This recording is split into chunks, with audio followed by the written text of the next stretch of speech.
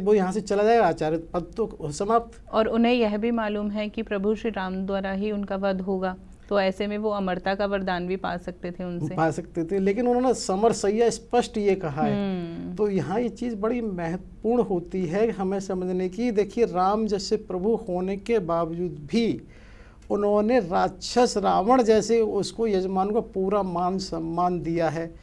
और इधर रावण ने राक्षस होते हुए भी यजमान के हिसाब की जो आवश्यकता है और जो आचार्य की मर्यादा है उसका भी पूरा पालन किया है। ये बात इसलिए वर्तमान के प्रसंग में होती है कि हम ये देखते हैं कि सभी के व्यक्तिगत जीवन को कहीं ना कहीं उससे जोड़ते हैं। यदि हम किसी डॉक्टर पे जाते हैं तो भी हम उसके व्यक्तिगत जीवन से जोड़ते हैं। तो ये होना बहुत आवश्यक है भाई, अगर जिस समय जिस पर है हमें उस पर विश्वास करना चाहिए। तो भगवान वहाँ साक्षात सब कुछ है, लेकिन फिर भी अपने आचार पर पूरी श्रद्धा से, एक तरह से उन जैसी श्रद्धावान यजमान है। तो इधर रावण जैसा वो एक तरह से उनका शुभ चिंतक आचार्य है कि उसने वहाँ भी जो भी आशीर्वाद दिए हैं, उसने विजयी भव का आशीर्वाद दिया है, आयुष्मान भव का भी आशीर्वाद दिया है। कहीं उसने ये नहीं सोचा कि भाई इस समय जो मुहूर्त के हिसाब से होना चाहिए वो उसने उसकी स्थापना भी कराई है। तो यहाँ इस तरह से जब वो स्तुति हो जाती है तो प्रभु ने वो उसको दिया। और यहाँ जैसे ही रावण जब इसको मांगता है तो प्रभु के नेत्र भी सजल हो जाते हैं और सबको लगता है कि देखिए कैसा विद्वान है ये भी, इसने भी क्या मांगा है प्रभु का। और सब उनको साक्षात एक तरह से प्रणाम करते हैं। और फिर उसी के साथ जैसा कि पहले से निर्धारित था, माता सीता रथ में बैठ के, जो लंका से आया हुआ रथ है वो लौट जाता है। और ऐसा भी आता है कि रावण उस रथ में नहीं जाता है, वो आकाश मार्ग से ही जाता है। जब वो चला जाता है तब हनुमान जी वहाँ आते हैं।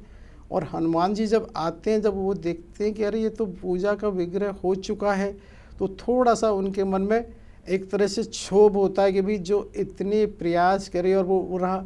लेकिन ये देखिए यहाँ भी प्रभु की ही तो लीला है। जबकि भगवान शंकर के पास गए और एक तरह से ये भी माना जाता है हनुमान जी स्वयं में ही, शंकर स्वयं केसरी नंदन तेज प्रताप महाजगवंत, यानी शंकर के ही स्वयं के अवतार हैं, फिर भी वहाँ वो उनको एक तरह से विलम्ब हो जाता है। तो ये चीज़ महत्वपूर्ण है, क्योंकि लीला को घटना ऐसे है तो वो ऐसे ही तो घटेगी। उसकी लीला को प्रभु को हमें समझना है, इसके माध्यम से उन्हें क्या कराना है, इसको कोई भी जब तक वो घटित नहीं हो जाती नहीं समझ सकता। जब वो वहाँ हनुमान जी आते हैं तो वो कहते हैं कि इस तरह से मैं वहाँ कैलाश गया, भगवान शंकर के दर्शन ना हुए, थोड़ा वो समय उसमें लगा और उन्हीं से प्राप्त लिंग विग्रह लाना था, तो इसमें मेरा क्या दोष है।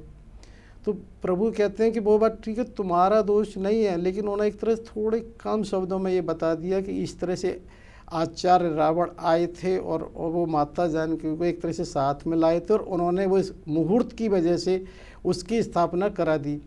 क्योंकि यहाँ ना एक चीज़ मुहूर्त बहुत महत्वपूर्ण होता है। ये पहले भी एक बार हमने हल्का सा चर्चा की थी। मुहूर्त है क्या? जो उस समय की वर्तमान स्थिति में जो आपके आसपास होने वाली घटनाओं का प्रभाव, जैसे क्या होता है कि कहीं कोई रैली अगर कहीं निकल रही है तो उसका प्रभाव मार्गों पर पड़ेगा ही पड़ेगा, चाहे आप उसकी देखें अनदेखी करें। तो इसी तरह से कई बार हम देखते हैं कांवर वगैरह जिस समय चल रही होती हैं और कांवर उन जिन मार्गों पर, तो उन मार्गों पर बाधा आएगी ही। तो उसी तरह से मुहूर्त का हमारे यहाँ महत्वपूर्ण था। और ये महत्वपूर्ण एक चीज़ और है, मुहूर्त में एक अभिजीत मुहूर्त होता है जिसमें भगवान राम जी ने जिस समय जब वो समुद्र की यात्रा ऋषमुख पर्वत से शुरू करी थी वो अभिजीत मुहूर्त में करी थी।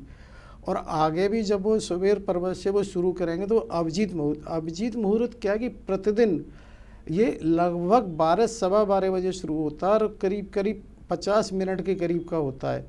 तो जिसको जब कोई चीज़ ना हो तो उस समय शुरू की जा सकती है, क्योंकि वैसे तो मुहूर्त में 2 घड़ी यानी 48 मिनट होती है, लेकिन थोड़ा बहुत कम और ऊपर नीचे हो सकता है। तो इसलिए मुहूर्त का ये महत्व था कि उसने आचार्य ने अपने हिसाब से उसकी आवश्यकता समझा और उनकी स्थापना कराई थी। तो भगवान राम जी ने उनको, हनुमान जी को ये बताया कि इस कारण से ये आवश्यक हो गया था।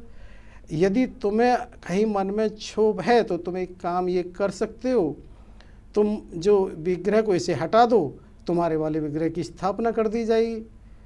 क्योंकि हनुमान जी अभी तक इस चीज़ को ठीक से मन में क्षोभ था, नहीं समझ पाए कि एक सेवक का धर्म तो यही है, जो स्वामी करें वही सर्वोपर है।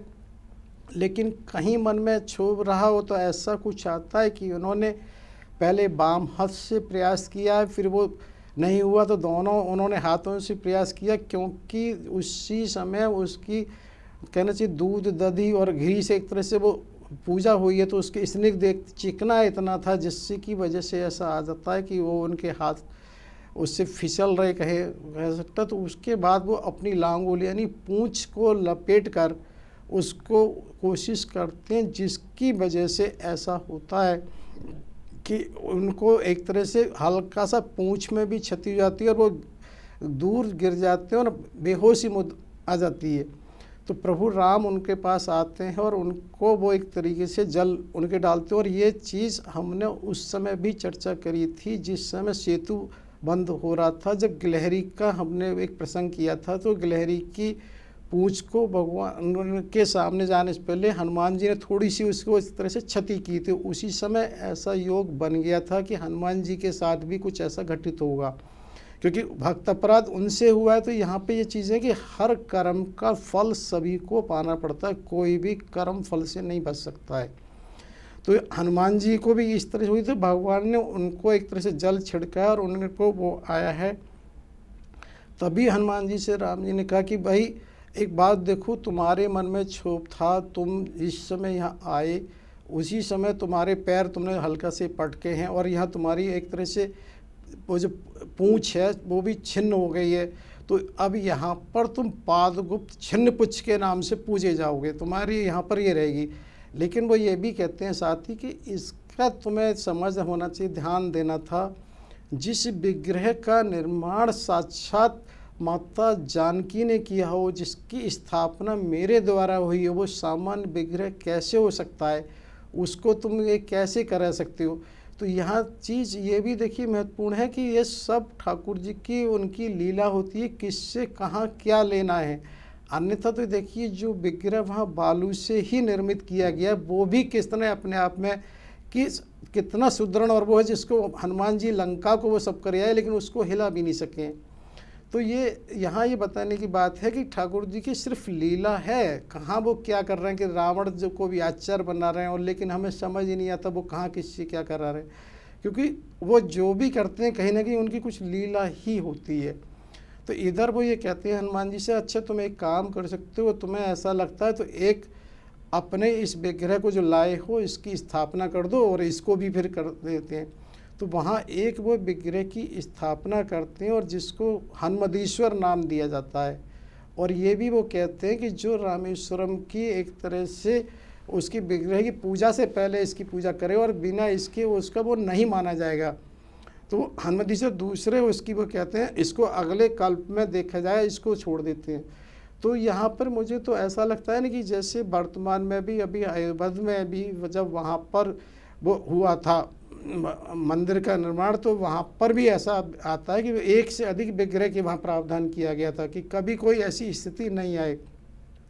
तो जो विग्रह वहाँ अभी स्थापित किया गया उसके अलावा एक विग्रह अभी भी ऐसा है जिसका वहाँ नई स्थापना हुई है। तो इसी तरह से हो सकता है कि वहाँ पर भी जो दूसरा विग्रह है उसको स्थापित नहीं किया गया, जिसको भगवान राम जी ने ये कहा कि इसको आगे एक तरह से हम इसको वो करेंगे स्थापना और इसकी पूजना करेंगे। क्या होता है कि जब सब